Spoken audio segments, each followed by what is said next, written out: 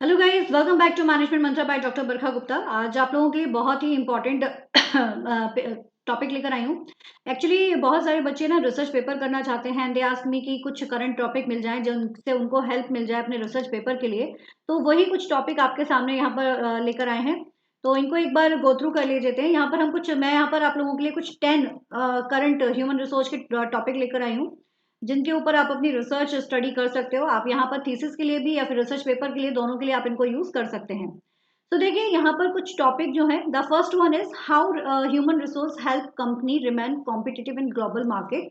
ठीक है, ये आज के टाइम पर अगर देखा जाए तो एक करंट इशू है, तो इसके ऊपर आप अपना रिसर्च पेपर तैयार कर सकते हैं। ठीक है, कि कैसे एक ह्यूमन रिसोर्स जो है वो कंपनी के लिए हेल्पफुल होता है। Now the use of artificial intelligence in HR functions. तो एज यू नो दैट कि आज के समय पर आर्टिफिशियल इंटेलिजेंस का बहुत ज़्यादा रोल चल रहा है, तो इसको आप यहाँ पर ले सकते हैं।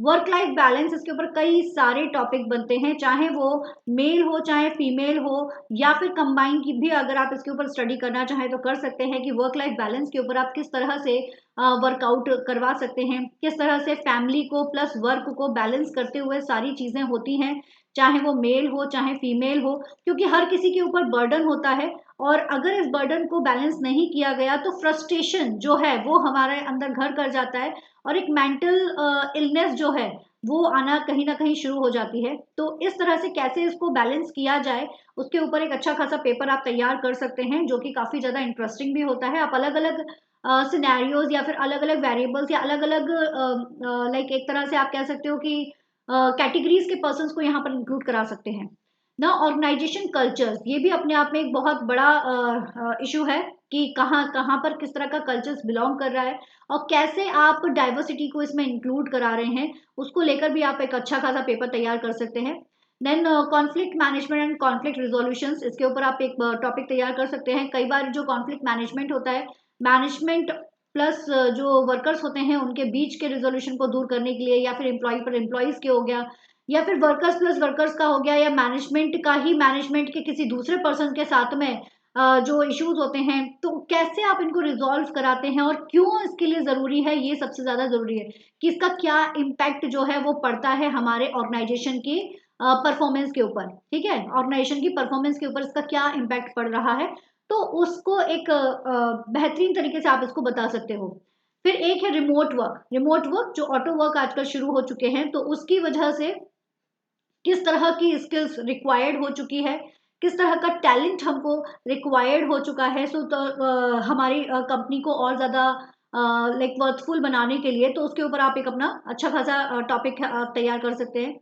देन डाइवर्सिटी एंड इंक्लूजन की डाइवर्सिटी, अलग अलग जो अलग अलग जेंडर, अलग आपका एज ग्रुप, अलग कल्चर्स, अलग मेंटल एबिलिटी वाले पर्सन जब एक साथ आते हैं, तो वो किस तरह से एक दूसरे के अंदर एक दूसरे के साथ मिलकर किसी टास्क को कंप्लीट करते हैं, और इसकी वजह से मतलब इसकी क्या रिक्वायरमेंट है और इसके क्या प्रोज एंड कॉन्स हैं, ये आप अपने ऑर्गेनाइजेशन के पर्सपेक्टिव से शो करके बता सकते हो। एक अच्छा पेपर आप तैयार कर सकते हो।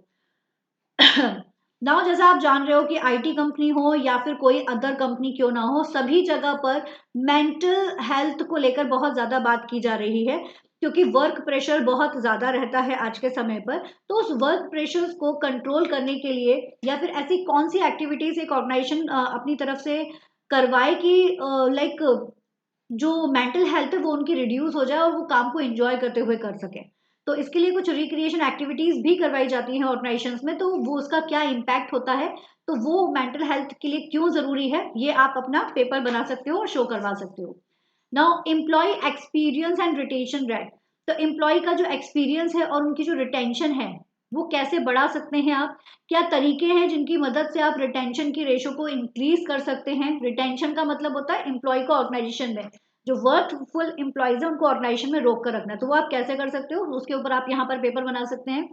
और the last one is equal employment opportunities, male और फीमेल्स को, या फिर अगर मैं माइनॉरिटीज और मेजोरिटीज की बात करूं तो जो माइनॉरिटीज वाले पर्सन्स हैं या जो मेजोरिटी वाले पर्सन्स हैं उनके बीच में एक तरह से इक्वल एम्प्लॉयमेंट अपॉर्चुनिटीज उनको कैसे दी जाए, उसके ऊपर आप एक अच्छा सा टॉपिक तैयार कर सकते हो। जैसे कि एक ग्लास सीलिंग टॉपिक आप लोगों को पता ही है, तो ग्लास सीलिंग वाला जो फंडा है वो इसमें आप इंक्लूड कर सकते हो। तो equal employment opportunity glass ceiling के ऊपर आप अपना एक टॉपिक तैयार कर सकते हो कि इसका क्या इम्पैक्ट पड़ते हैं, और organisation as well as employ motivation भी आप कह सकते हो कि इक्वल एम्प्लॉयमेंट अपॉर्चुनिटी का एम्प्लॉय की मोटिवेशंस पर क्या इम्पैक्ट पड़ेगा और उसके परफॉर्मेंस के ऊपर क्या इम्पैक्ट पड़ेगा, इसके ऊपर भी आप एक अच्छा सा टॉपिक तैयार कर सकते हैं। तो ये तो कुछ टॉपिक, तो आई होप कि ये वीडियो आप लोगों के लिए हेल्पफुल रहा हो। तो आप इनके थ्रू भी अपने कुछ नए रिसर्च तैयार कर सकते हो। इनसे बहुत सारे टॉपिक जनरेट होते हैं जिनकी मदद से आप अपने रिसर्च को और ज़्यादा इम्पैक्टफुल बना सकते हो। ये करंट टॉपिक अभी चल रहे हैं, और भी जो इस तरह के टॉपिक मिलते जाएंगे मैं आप लोगों के साथ शेयर करूंगी। तब तक आप इनके थ्रू अपने पेपर्स बनाइए, क्योंकि पेपर्स तो कभी रुकने नहीं है, कंटिन्यू बनने हैं। तो पहले इनके थ्रू बनाइए, फिर मैं और भी टॉपिक आप लोगों के साथ शेयर करती हूँ। तो thank you so much guys, और टेलीग्राम ज्वाइन कर लीजिए, नीचे डिस्क्रिप्शन बॉक्स में आपको उसकी लिंक मिल जाएगी। वीडियो पसंद आए तो लाइक करना बिल्कुल मत भूलिएगा, शेयर कीजिए अपने फ्रेंड्स के साथ में। फर्स्ट टाइम है तो सब्सक्राइब जरूर करिएगा।